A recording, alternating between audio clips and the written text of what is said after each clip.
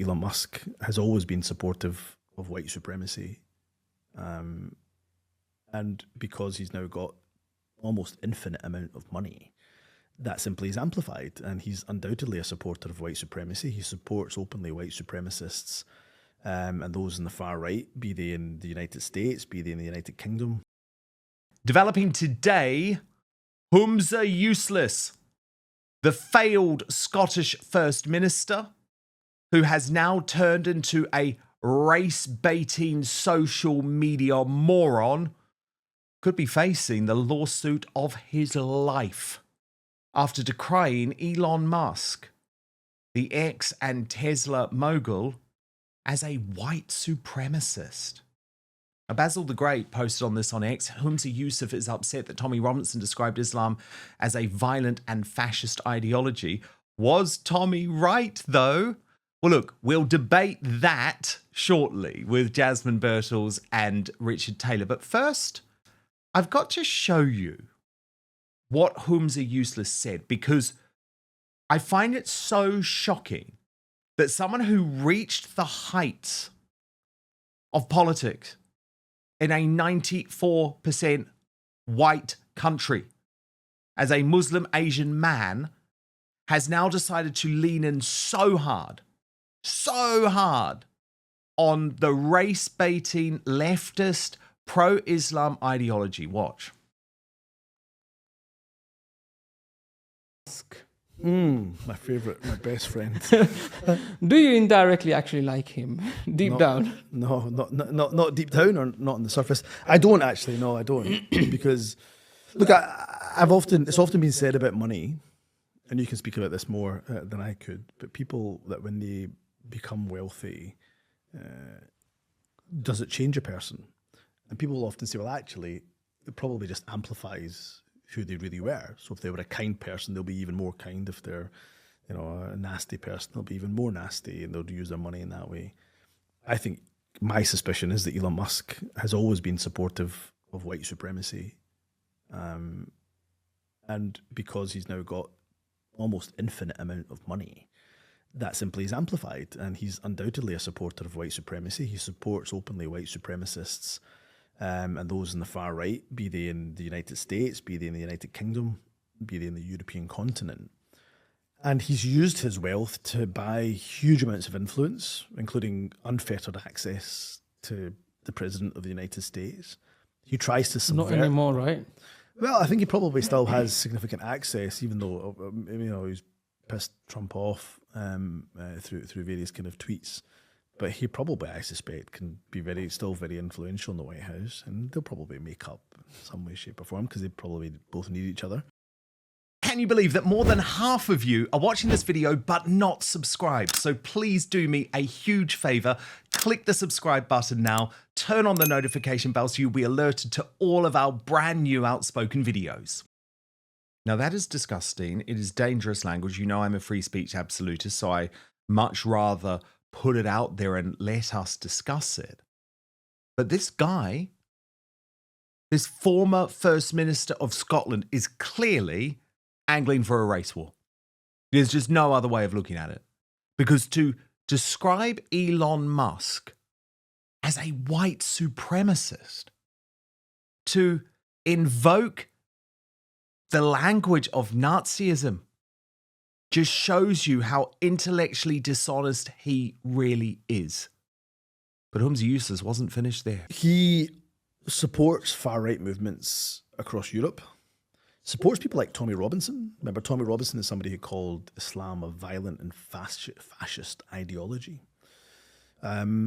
So he's, I think, one of the most dangerous men in the world, if not the most dangerous man in the world, because he's unaccountable, he's unelected, and he uses his vast billions to support hatred and the spreading of hatred right across the world. He is smart though, right? Well, look, I don't doubt he's smart, but there can often be a fine line between genius and being mad and being genius.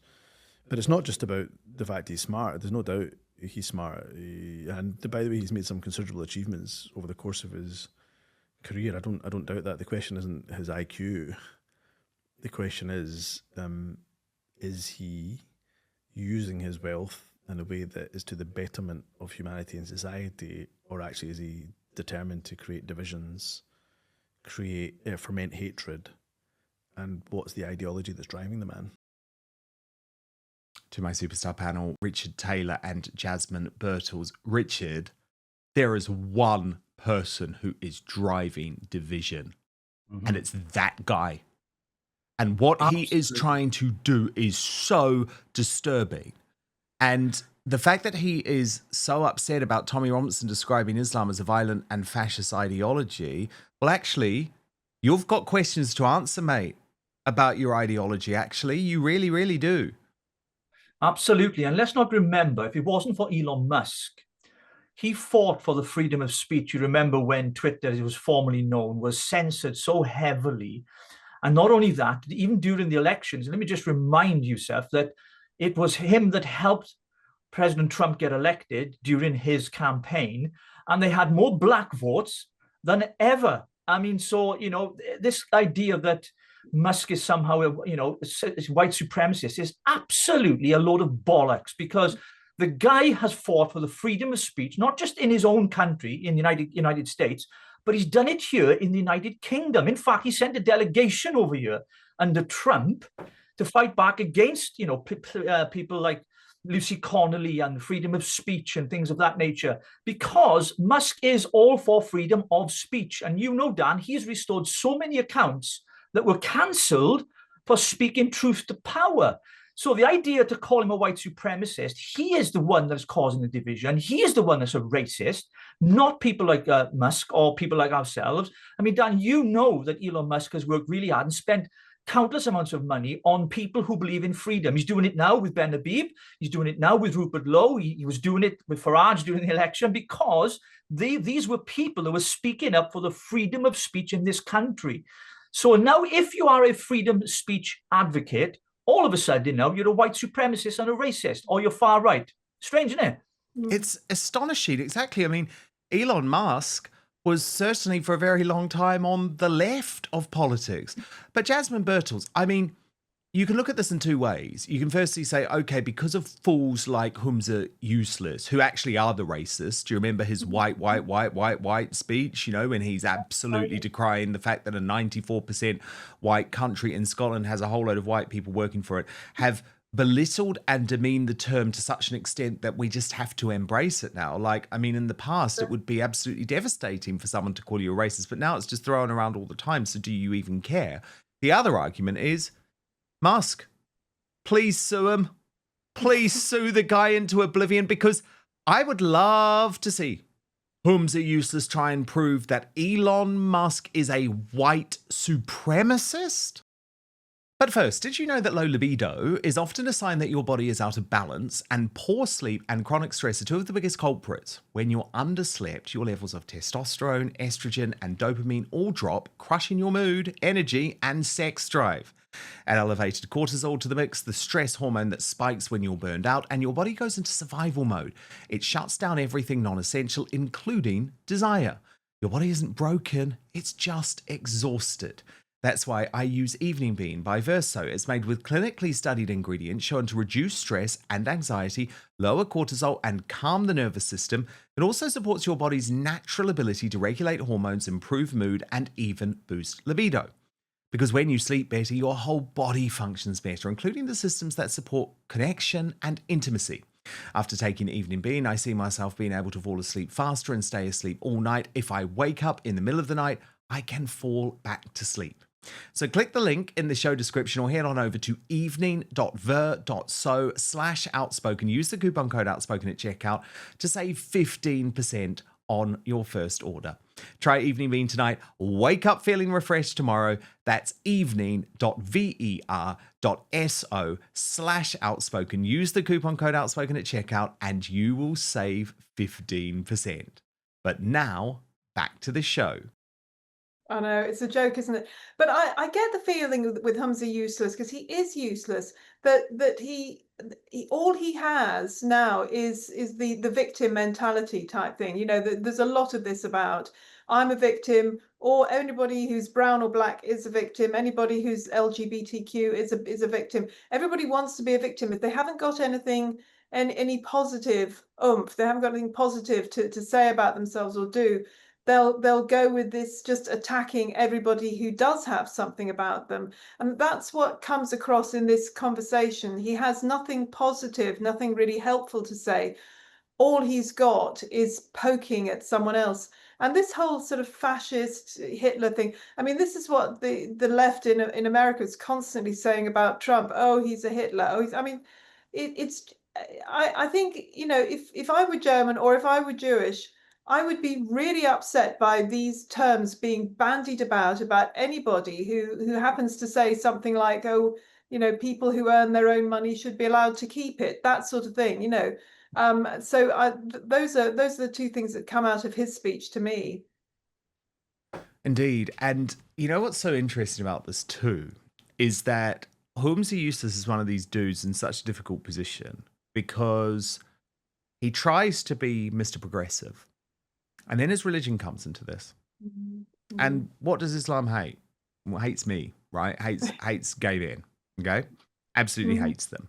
Yeah. And what's fascinating is that in this interview, clearly with another dude who signs up to his ideology, but I haven't looked into the guy, so I probably shouldn't say that. But it's pretty clear that what he's trying to do is get Humza Yousaf to admit to his homophobia. Mm-hmm. And Humza Yousaf won't do that. So he gets really agitated, actually, really angry, and just tries to shut the questioning down altogether. It's a really fascinating exchange. Watch. Your personal view on the whole LGBT? Not going. I'm done with the questions. You've kind of questioned me on it. We'll move on to the next one because you've already asked me the questions. You've pushed me on the issue. I'm telling you that I'm not answerable to you or anybody else. People know where I exist on right, so I'm happy to go to... I'm not allowed to ask that question. No, you can ask the question. I'm just not going to give you the answer because I've already answered your questions about everything else on this issue. You've asked about it. What I've said is there on a matter of public record. My voting record is there in a matter of public record. My speaking record on this is on a public record. If you want to just make this entire interview, which we've got, limited time on one issue. A few more questions. Let's get on to the few more questions because I think it's much better to get on to the few more questions. No, I was just your 5 or 6 questions now obsession on one point, and this is the problem with our community is that sometimes there's a bit. And Jasmine, isn't that so illuminating, right? So he's more than happy to speak about Elon Musk and call Elon Musk a white supremacist. But when he's actually asked, you hate the gays, don't you? Let's be honest. And it would have been exactly the same response, Jasmine, if it was about women's rights, for example, when it comes to Islam. No, let's just not go there. Let's just not go there because this is the problem. They have an ideology which they're not prepared to be honest about. Because it doesn't fit the progressive view of the world that they try and put out there. Yes, he's kind of like the opposite, the mirror image of the LGBT, I can't even say it, LGBTQ pro-Palestine people, who are... Oh yeah, queers for Palestine. It's like turkeys asking for Christmas. It's like chickens asking for KFC. It is very funny to see them again twisting themselves around, and this is what happens if you're not honest, if you're not straight about what you believe and what you think, and you're just constantly, you've got your one eye on the politics and will I be voted back in if I say he's not going to be able to keep this position. He's going to have to go one or the other way, really, because it's going to pull him apart. But it's entertaining to watch while it happens. Oh, it is entertaining to watch, but this is the irony. This is the irony with all of these absolute cretins on the hard left. Bob Villain, I put in the same category as well. It's like, actually, do you understand that the ideology that you are so keen to promote is the least progressive in the world? It hates women. It hates gay men. It hates lesbian people. And you can just see that when he's finally exposed, when Humza Yousaf is finally exposed, he doesn't want to go there. More than happy to call Musk a white supremacist, not prepared to admit that he hates gay men. Thank you so much for watching Dan Wootton Outspoken. Please click on my face just to the bottom left to subscribe to this brand new independent news source and turn on the notification bell so you'll be alerted to our brand new live shows, uncancelled interviews, and special royal episodes. Outspoken is also now available as a podcast, so you can listen to the show every weekday on the go, wherever you are.